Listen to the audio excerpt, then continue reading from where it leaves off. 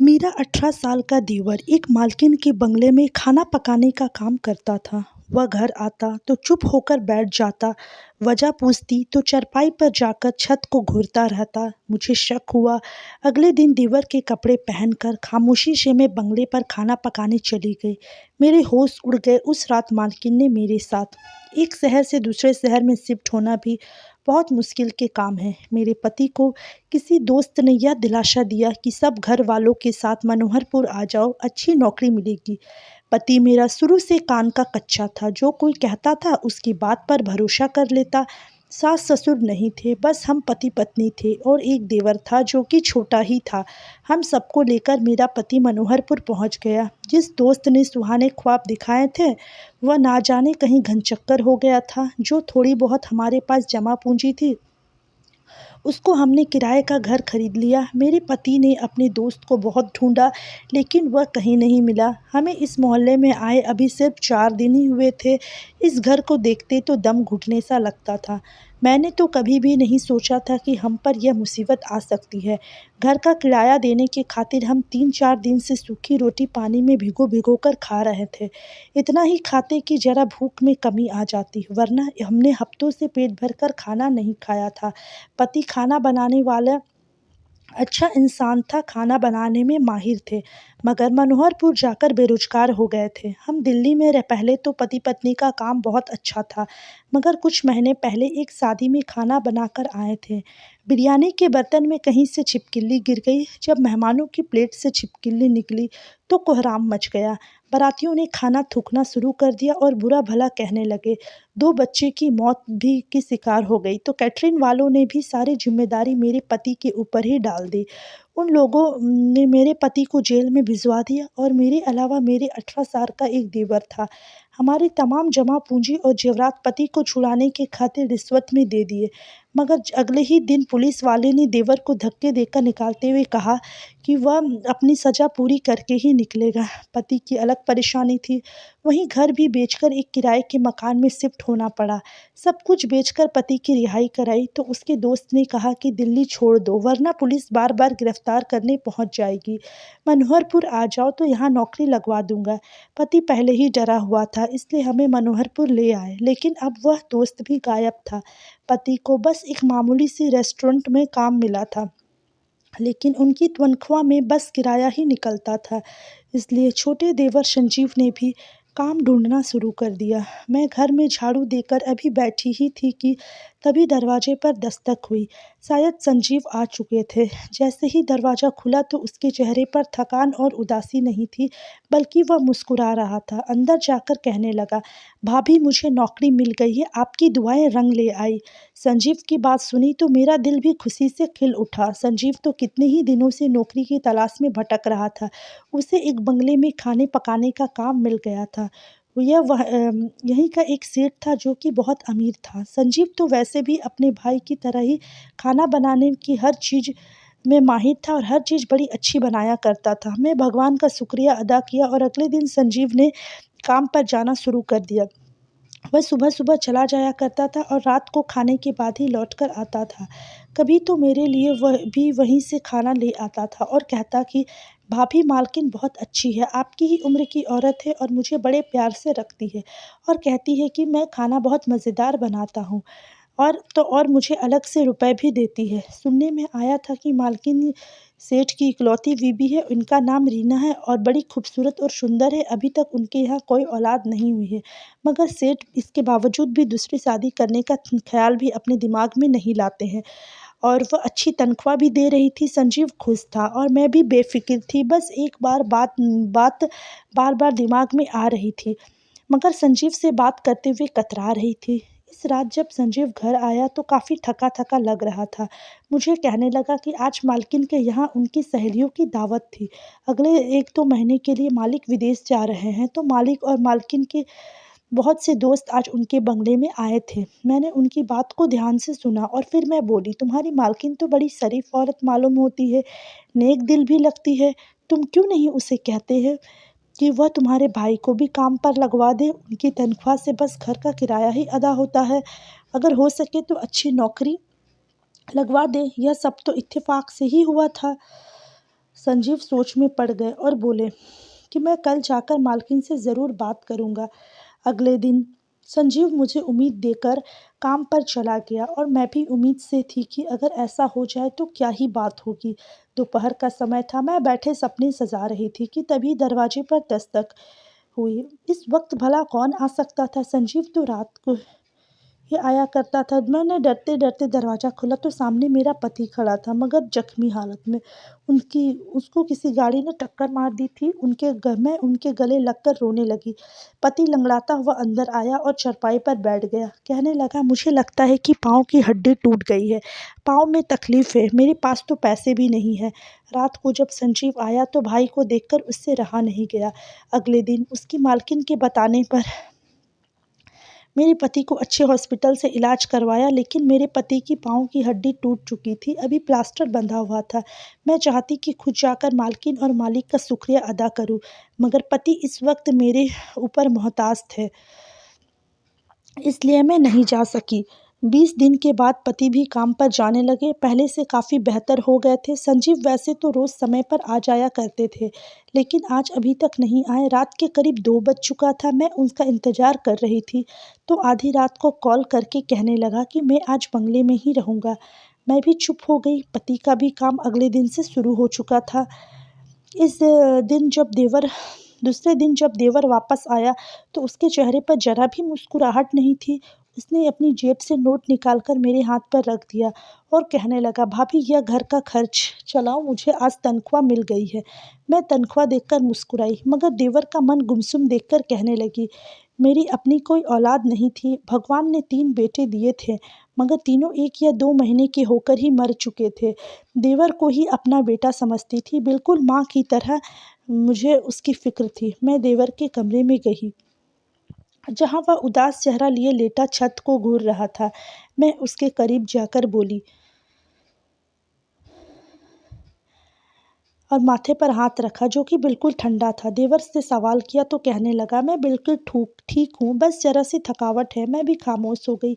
अगले दिन दोबारा देवर बंगले में ही रहा। जब देवर से पूछा तो कहने लगा, मालकिन कहती है मुझे बंगले में अकेले डर लगता है। तुम भरोसे की काफ़ी लगती हो, इसलिए यहीं पर रुक जाया करो। देवर की बात सुनकर मैं चुप हो गई। ना जाने क्यों मुझे ऐसा लग रहा था जैसे कुछ ठीक नहीं है। वह मुझे परेशान सा लग रहा था। संजीव शायद मुझसे कुछ छुपा रहा था। पहले तो वो बोलते ही नहीं थकता था। ज़रा-ज़रा सी बात पर बहुत तेज़-तेज़ हँसता था और अच्छे खासे मौके पर भी बात को बदलकर मंज़र पेश करता था कि हँसी आ जाया करती थी। मगर कई दिन से उसका खामोश रहना मुझे परेशान कर चुका था।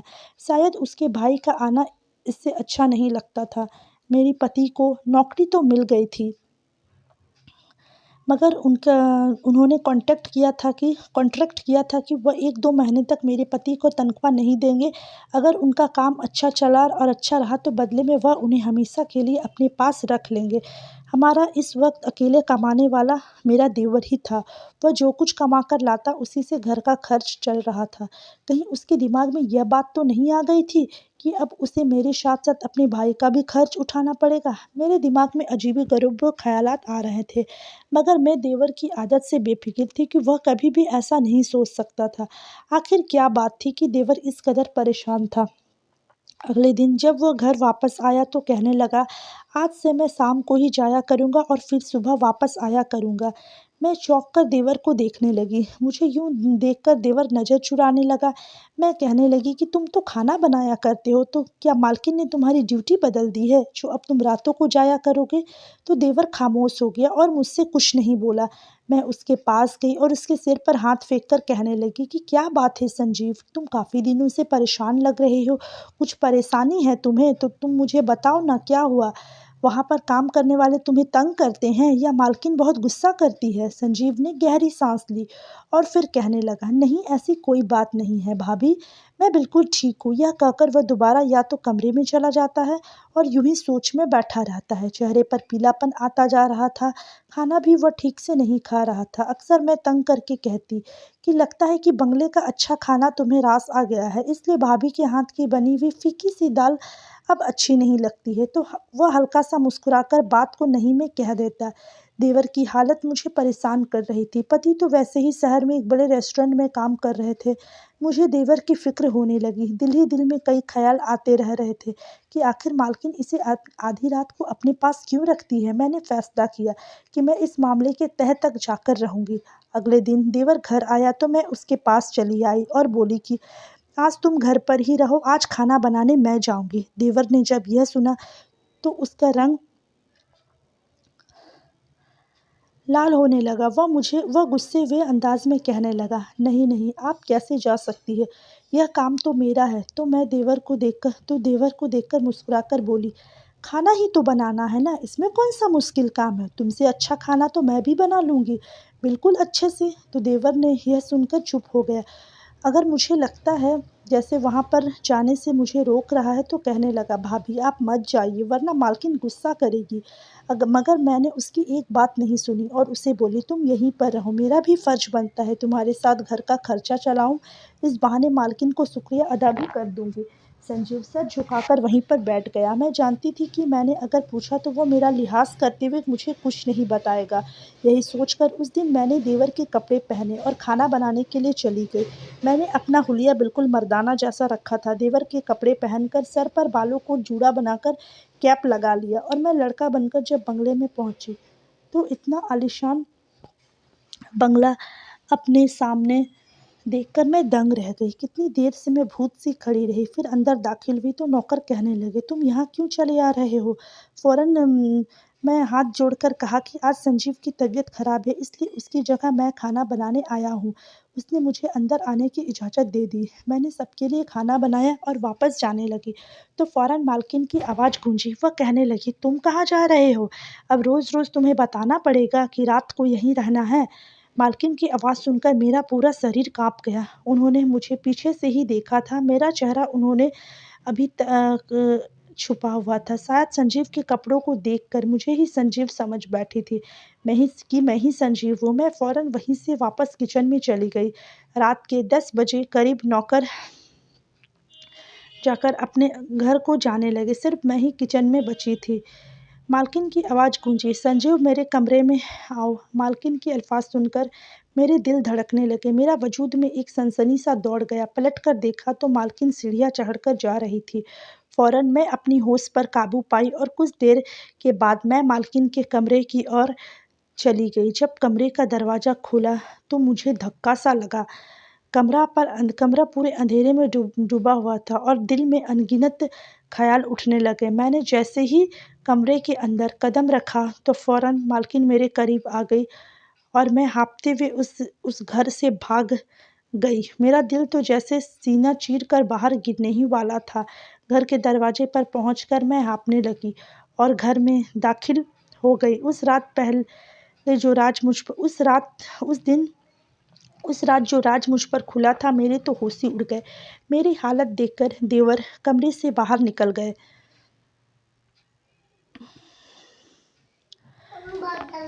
मेरी हालत देखकर देवर कमरे से बाहर निकल गया और मेरी हालत देखकर देवर कमरे से बाहर निकला और सर झुकाए खड़ा हो गया। उसकी आंखों से आंसू गिरने लगे। क्या बोलता। मैं उसके करीब आई और बोली, संजीव मैं तुम्हारी माँ जैसी ही हूँ, मुझे सच सच बताओ कि आखिर हुआ क्या है तुम्हारे साथ। संजीव कुछ देर तो खामोश रहा, फिर छुपे अल्फाज में जो बताने लगा वह मेरे दिल को छलनी करने के लिए काफ़ी था। मालकिन और उसके पति के लिए मेरे दिल में नफ़रत आने लगी। मालकिन जैसी औरत हो तो हम जैसे गरीब नौकरों के लिए धब्बा होती है, वही मालिक जैसे मर्द भी हर तरह से बेगैर और बेशर्म होते हैं, जो बीवी को मासूम बच्चों पर डोरे डालते हुए देखकर भी चुपचाप से तमाशा देखते हैं। मालकिन का दिल मेरे देवर पर आ चुका था और उस दिन जब उसने भाई की इलाज की बात की तो मालकिन ने बदले में उसे जो फरमाइश की वह मजबूरन संजीव पूरी कर रहा था। वह भोला भाला था, ज़्यादा समझ भी नहीं रखता था। उसके खातिर बोलकर बताना सबका मुझे बताते हुए फूट फूट कर रोने लगा कि मैं अपनी मर्जी से यह सब नहीं किया था। मैंने देवर को चुप कराया।